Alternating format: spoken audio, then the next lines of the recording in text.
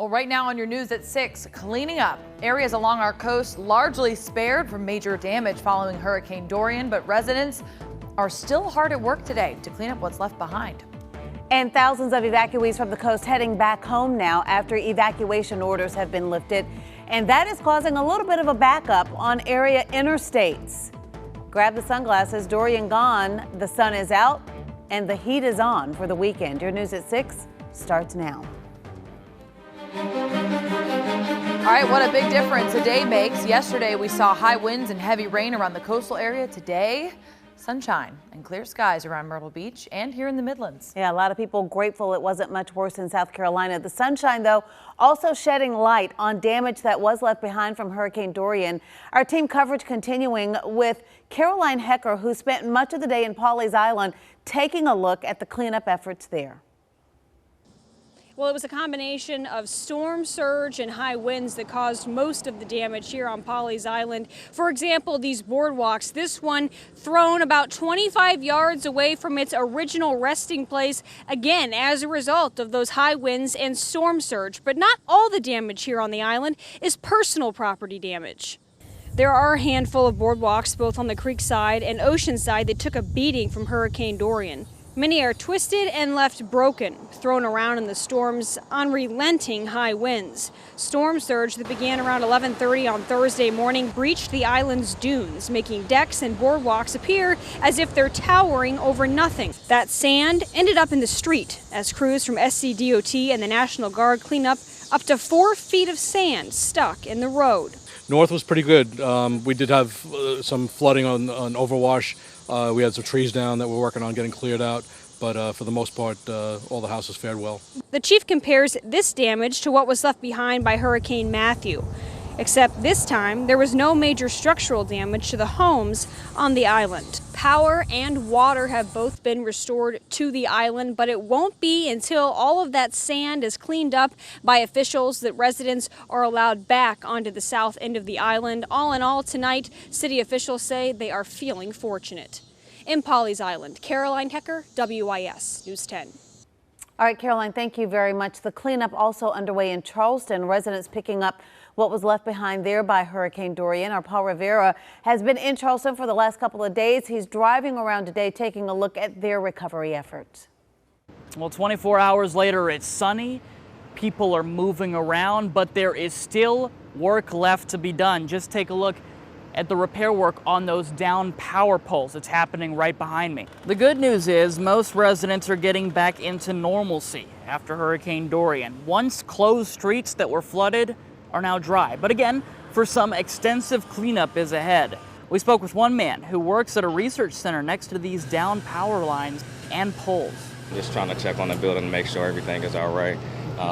After we saw the report yesterday at what the wires being done, we wanted to make sure everything was okay as far as the exterior and also the interior of the building. Now, aside from damage like this and debris in the streets, leaves or branches, most of the residents that I spoke with in Charleston today are relieved that the city was able to dodge most of what Hurricane Dorian was to bring. Reporting in Charleston, Paul Rivera, WIS News 10. All right, Paul and Caroline, thank you both so much for your hard work the past couple of days. One of the biggest things we are monitoring along the coast still is the power outages. In Charleston County, there are about 33,000 outages still at this point being reported by Dominion Energy. That is the most around the state, with 41,000 reported statewide. Again, that is just from Dominion Energy, but much lower than what we saw yesterday, which was up in the hundreds of thousands, and even just a little while ago. Turning now to your First Alert forecast in the First Alert Weather Center now with Chief Meteorologist Dennis Brown. What a difference a day makes. Yeah. We've said it a couple of times, but it is worth saying it again as we wrap up the storm coverage and say, our prayers and so thankful that the state is doing well for the most part. We have to look ahead to some hot weather. Hot weather, some sunshine as well. We saw a lot of heavy rainfall along 95 and toward the coast, and now things are all right. We have a sigh of relief. We can breathe that right now as we go and take a look also at where the storm is located now. It's heading away from the coast of the U.S. at this point. I did want to show you at least that 5 o'clock update from the National Hurricane Center. Sustained winds at 90 miles an hour is moving to the northeast at 24 miles an hour now, but you'll notice that some of the clouds still impacting portions of the mid-Atlantic and the northeast, and they've also had tidal flooding over areas in the mid-Atlantic today. Let me show you also the forecast track, because this is something interesting. It's going to be actually moving in some slightly cooler ocean temperatures here, and it will likely strengthen to a Category 2 hurricane. This is a storm that needs to go away. It will eventually do that, headed toward the Canadian Maritimes as we move through the weekend.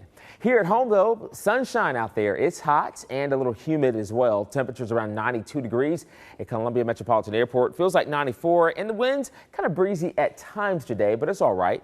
How about some of these feels like temperatures in Camden at 94, feels like 95 in Orangeburg, some lower 90s for Newberry, even for Saluda.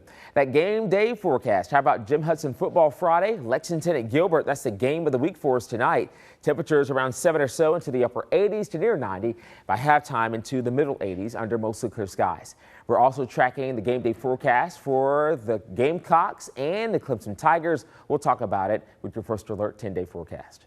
All right, Chief, thank you very much. Well, today, Governor Henry McMaster took time to tour the coast, seeing what it looked like firsthand. And largely, our coast was spared the worst of Dorian. And while the storm made landfall along the Outer Banks, high winds, rain, and even a couple of tornadoes did leave behind some damage in South Carolina. But luckily for us, no deaths have been reported.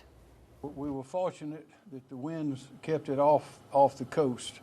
If it had been 5 or 10 miles in closer, we would have really taken some blows. The governor began his tour of the coast in Conway, and then from Georgetown, he made his way to Charleston. Well, today, thousands of evacuees heading back home to the coast. The final mandatory evacuation orders lifted hours ago. Taking a live look for you now at I-26 near Orangeburg. You can see the traffic moving there, headed in that direction. It's been heavy at times today. Our Jason Raven live now near I-26 East. Jason, people definitely need to pack some extra snacks and maybe put on a good podcast in case it takes a little more time.